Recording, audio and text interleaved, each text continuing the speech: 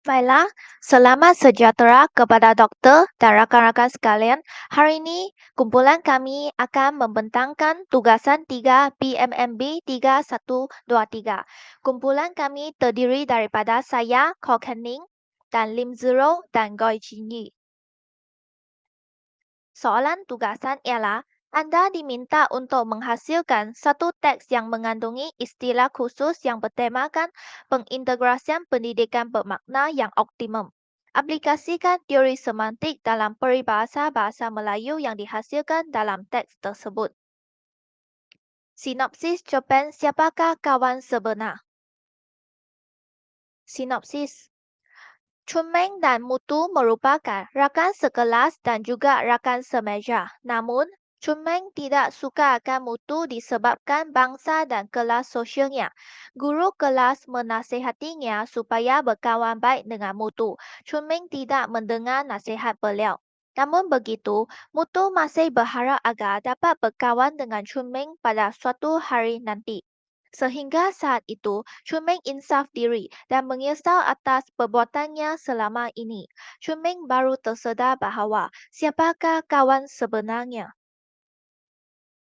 Peribahasa yang terkandung dalam cerpen Siapakah Kawan Sebenar adalah seperti berikut. Yang pertama ialah bagaimana acuan, begitulah kuingnya. Yang kedua ialah bagai au dengan tebing. Yang ketiga ialah bersatu kita teguh, bercerai kita roboh. Yang keempat ialah sudah terang lagi bersuluh.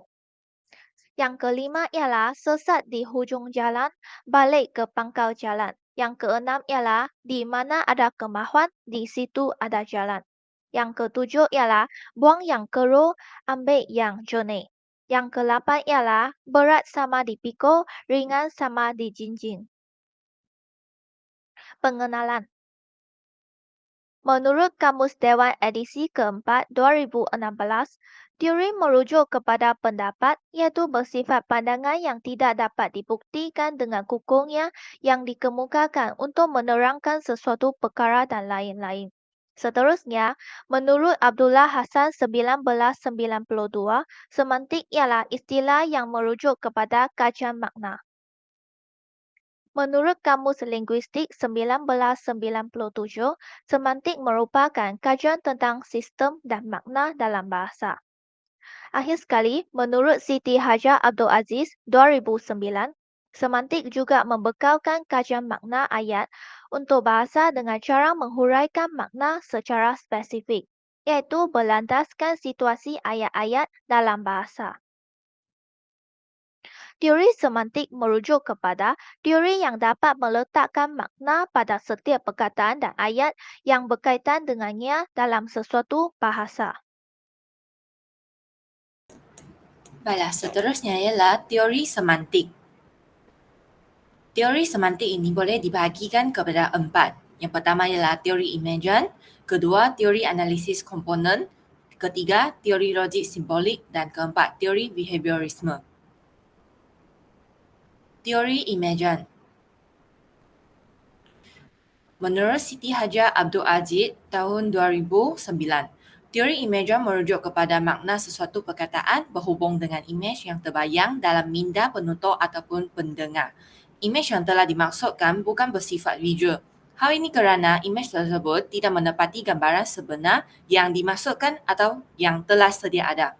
Perkara tersebut berlaku kerana setiap individu mempunyai beberapa imej bagi sesuatu perkataan berdasarkan konteks yang berbeza. Namun, terdapat beberapa perkataan yang tidak dapat dikaitkan dengan sebarang imej, sebagai contoh perkataan dan, atau, tetapi, serta perkataan manakala. Hal ini kerana perkataan tersebut tidak mengandungi sebarang makna. Walau bagaimanapun, perkataan tersebut mampu memberikan makna kepada ayat dan tidak boleh digunakan sewenang-wenangnya dalam konteks tertentu. Peribahasa bagaimana acuan, begitulah kuenya boleh dianalisis melalui teori imagen semantik. Menurut teori ini, makna peribahasa atau frasa bergantung pada imej mental atau gambaran yang ditimbulkan di minda orang yang mendengarnya. Peribahasa ini menunjukkan bahawa perangai atau sifat anak yang serupa seperti ibu bapanya. Dalam kes ini, peribahasa ini mengandungi imej yang merujuk kepada hubungan antara acuan dan kuih. Acuan adalah bekas tempat menuang bahan yang hendak dibentuk. Asasnya, bentuk acuan mempunyai pelbagai bentuk dan saiz yang boleh diisi dengan pelbagai jenis adunan, sama ada dalam bentuk cecair ataupun dough, dan seterusnya akan melalui proses penyejukan ataupun pembakaran sehingga menghasilkan kuih, biskut, kek ataupun sebarang jenis alatan yang ingin dibentuk. Contohnya, jika kuih acuannya berbentuk bulat sabit, maka kuih ataupun biskut yang dihasilkan juga akan membentukkan bulat sabit.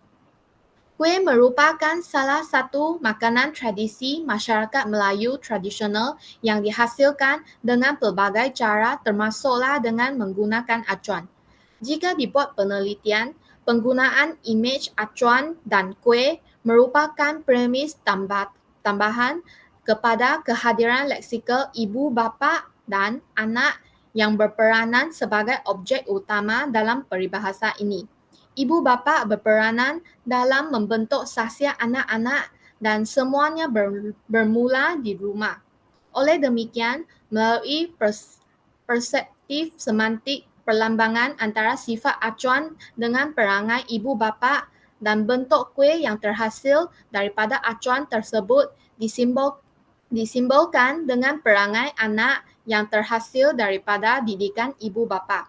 Peribahasa ini menggunakan acuan untuk menggambarkan sikap atau perangai anak-anak yang mengikut perangai ibu atau bapa adalah tepat kerana acuan akan menghasilkan objek yang sama dengan bentuk bekas yang dipilih.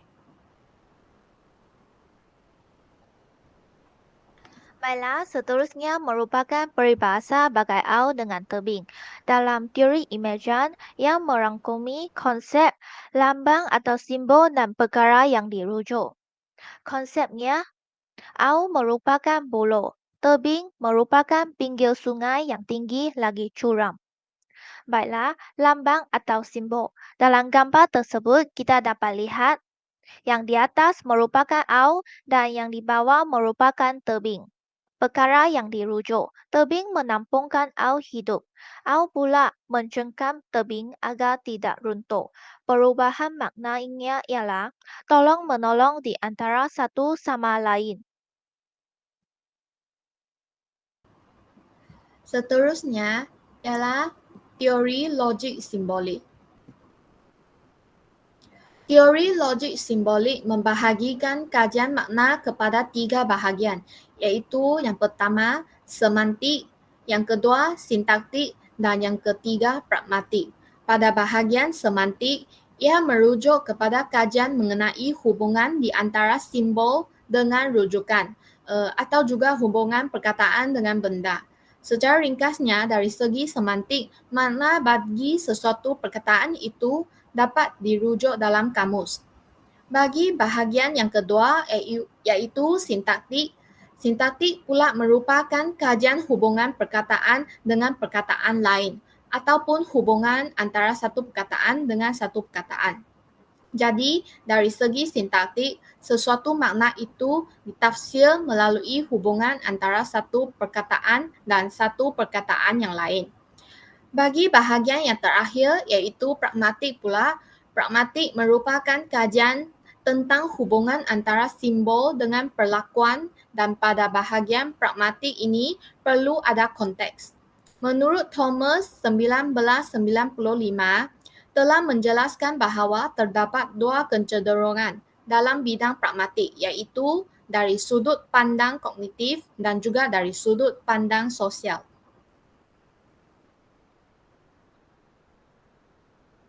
Baiklah, seterusnya merupakan peribahasa bersatu kita teguh, bercerai kita roboh. Teori logik simbolik dapat dibahagikan kepada semantik, sintaksis, dan pragmatik. Bagi bahagian semantik, bersatu merujuk kepada bergabung menjadi satu. Teguh pula merujuk kepada kukuh dan tidak mudah roboh. Bercerai pula bermaksud tidak bersatu, berpisah, dan berpecah. Roboh bermaksud runtuh. Bagi bahagian sintaksis, bersatu teguh merupakan perpaduan dalam hidup bermasyarakat. Bercerai roboh pula merupakan hubungan masyarakat yang musnah akibat perselisihan. Bagi bahagian pragmatik, kita akan menjadi kuat sekiranya bersatu dan kita akan menjadi lemah jika kita bercerai-berai. Baiklah, peribahasa yang seterusnya ialah sudah terang lagi bersuluh. Teori ini beranggapan bahawa peribahasa ini cuba mengaitkan dengan tingkah laku manusia supaya tidak mensia-siakan tenaga membuat sesuatu. Sekiranya seseorang mengemukakan persoalan tentang sesuatu yang dia sudah tahu dan faham, jawapan yang akan dapat itu sebenarnya masih tidak akan berubah. Perbuatan ini hanya mensia-siakan tenaga sahaja dan sebenarnya tidak perlu berbuat demikian. Dari segi makna, perkataan terang ini merujuk kepada suatu keadaan yang tidak gelap, keadaan cahaya atau sinar yang menjadikan sesuatu ataupun keadaan sekilas boleh dinampak. Manakala perkataan bersuluh pula bermaksud menggunakan suluh untuk menerangi.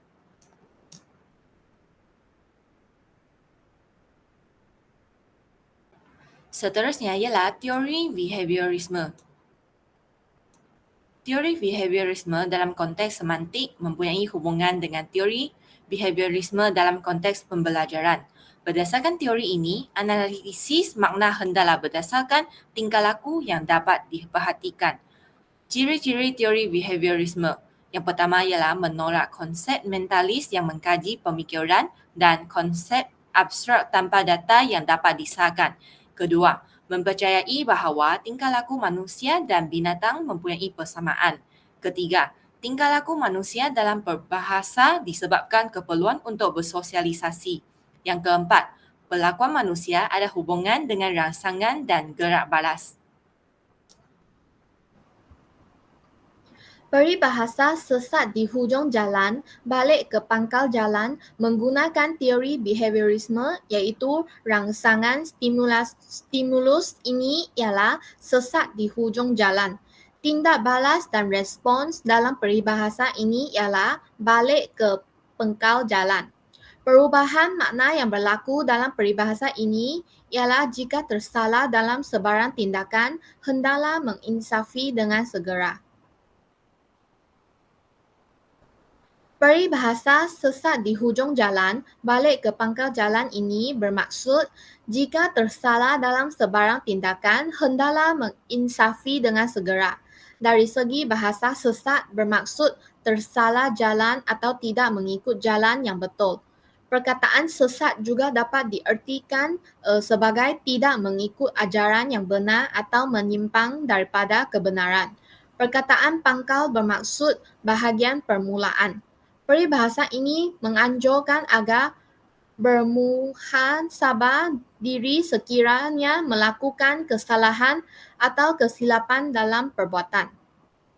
Apabila ia mengetahui salah dalam tindakannya, perlu segera insaf dan kembali ke pangkal jalan. Unsur nasihat dalam ungkapan ini juga menyarankan agar memperbetulkan langkah dan perbuatan seandainya tersalah dalam melakukan sebarang tindakan. Kita perlu meneliti semula apakah kesalahan yang dilakukan dan berazam agar tidak mengulanginya lagi. Seterusnya ialah peribahasa di mana ada kemahuan, di situ ada jalan. Rangsangan bagi peribahasa ini ialah di mana ada kemahuan. Di sini maksud kemahuan ialah kehendak ataupun keinginan. Manakala tindak balas pula ialah di situ ada jalan. Perkataan jalan bermaksud cara, ikhtiar ataupun akal. Perubahan makna bagi peribahasa ini ialah apabila kita menghadapi masalah, kita haruslah mencari langkah penyelesaian. Sekiranya kita hanya membiarkan masalah tersebut dan tidak mengambil sebarang tindakan, maka masalah itu tidak akan selesai. Selain itu, apabila kita mempunyai keputusan untuk membuat sesuatu dan kita sudi berusaha, tidak perkara ataupun masalah yang tidak boleh diselesaikan. Baiklah, seterusnya merupakan teori analisis komponen. Teori analisis komponen menghuraikan kata-kata yang mempunyai hubungan makna antara satu sama lain. Hubungan ini dikenali sebagai struktur leksikal. Makna bagi sesuatu perkataan bukan dianalisis sebagai satu unit, tetapi secara terperinci sebagai satu komponen yang kompleks. Secara ringkasnya, teori ini digunakan untuk menentukan istilah yang menunjukkan istilah kekeluargaan. Teori ini menggunakan fitur yang ditandai dengan simbol tambah dan simbol tolak dalam menyatakan makna. Tanda tambah bermakna fitur tersebut wujud pada perkataan yang dianalisis maknanya. Tanda tolak bermaksud fitur tidak wujud bagi perkataan tersebut. Baiklah, ini merupakan komponen makna bagi perkataan ayah dan ibu. Komponen makna bagi perkataan ayah adalah tambah manusia, tambah lelaki, tolak perempuan, tambah dewasa, dan tambah sudah kahwin. Manakala komponen makna bagi perkataan ibu ialah tambah manusia, tolak lelaki, tambah perempuan, tambah dewasa, dan tambah sudah kahwin. Peribahasa yang mengaplikasikan teori analisis komponen ialah peribahasa buang yang keruh, ambil yang jernih. Peribahasa ini membawa makna bahawa kita sebaiknya memilih hal-hal yang baik dan positif dan menghindari hal-hal yang buruk dan negatif. Sehubungan dengan itu, beberapa perkataan dalam peribahasa ini akan dianalisis, iaitu buang, ambil, keruh, dan jernih. Perkataan buang akan dirujuk kepada kata campak dan juga hilang. Ini bermaksud campak dan hilang mempunyai berkaitan dengan perkataan buang. Seterusnya ialah perkataan keruh. Perkataan keruh ini boleh dihubungkan dengan kata buram dan kotor, tetapi kata jernih tidak termasuk dalam komponen bagi maksud keruh. Ini bermakna keruh boleh dihubungkan dengan kata buram dan kotor tetapi tidak boleh dihubungkan dengan kata jernih. Perkataan ambil pula merujuk kepada pilih dan terima, tetapi ambil tidak boleh mempunyai hubungan makna dengan tolak atau buang. Perkataan jernih pula dihubungkan dengan kata bersih, tetapi jernih tidak mempunyai hubungan makna dengan kotor. Dengan itu, dapat dilihat bahawa kata keruh adalah keterangan bagi perkataan buang, manakala kata jernih adalah keterangan bagi ambil. Perubahan ini juga boleh berlaku dari segi penggantian kata-kata atau frasa yang digunakan. Misalnya, seseorang itu menggantikan kata adjektif keruh dengan kata adjektif buram, maka makna peribahasa tersebut dapat berubah menjadi buang yang buram, ambil yang jernih. Kemudian dapat juga dilihat melalui penggantian kata kerja ambil dengan kata kerja pilih, menjadikan peribahasa ini berubah kepada buang yang keruh, pilih yang jernih. Namun demikian, penggantian kata-kata yang berlaku ini tidak memberi kesan makna peribahasa ini kerana makna yang disampaikan tetap sama.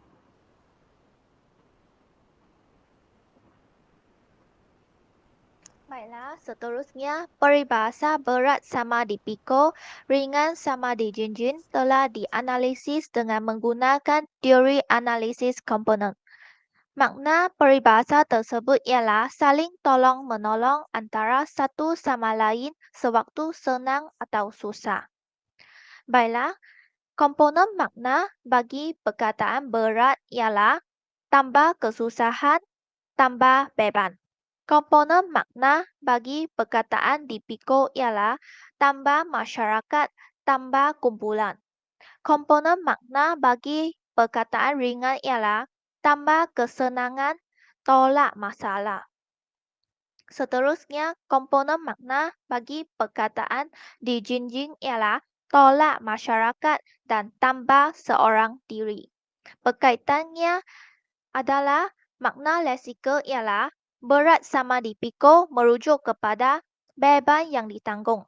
Ringan sama dijinjing pula merujuk kepada kesenangan yang dilalui bersama. Konteks peribahasa ini ialah kerjasama dan muafakat dalam sesebuah komuniti. Kesimpulan. Secara kesimpulannya, dapat disimpulkan bahawa peribahasa merupakan aspek penting yang terkandung dalam bahasa Melayu, tidak kira dalam penulisan maupun lisan. Peribahasa dicipta bagi memudahkan masyarakat untuk saling tegur-menegur tentang kesilapan seseorang tanpa menyinggung perasaan individu tersebut. Dengan kata lain, apabila kita menggunakan peribahasa, kita tidak akan menegur secara terus dan yang akan menyebabkan kesan dalam hatinya. Kita akan menggunakan peribahasa yang lebih senang diterima oleh orang lain dengan hati terbuka. Melalui penganalisian peribahasa menggunakan teori-teori semantik ini, dapat dikatakan bahawa ia mempunyai kelebihan dalam mengaitkan peribahasa dengan maksudnya sehingga boleh membuat kesimpulan dengan lebih mendalam. Hal ini bermaksud apabila kita menggunakan teori-teori semantik seperti teori logik simbolik, teori behaviorisme, teori imajan, dan teori analisis komponen ini, kita dapat menganalisisnya perkataan-perkataan yang digunakan dalam peribahasa itu tersebut dengan lebih mendalam dan lebih difahami. Baiklah, seterusnya merupakan rujukan. Ini merupakan rujukan bagi pembentangan tersebut. Itu sahaja pembentangan bagi kumpulan kami. Sekian, terima kasih.